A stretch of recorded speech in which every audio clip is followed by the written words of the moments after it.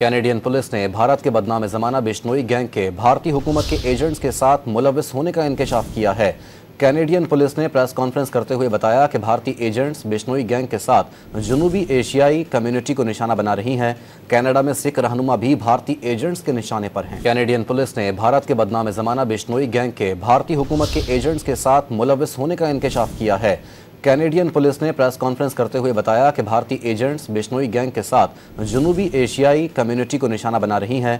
Canada में सिख रहनुमा भी भारतीय एजेंट्स के निशाने पर हैं। कैनेडियन पुलिस ने भारत के बदनाम ज़माना बिश्नोई गैंग के भारतीय हुकूमत के एजेंट्स के साथ मुलविस होने का इंकशाफ किया है।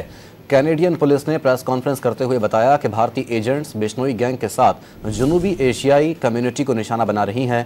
कनाडा में सिख रहनुमा भी भारतीय एजेंट्स के निशाने पर हैं।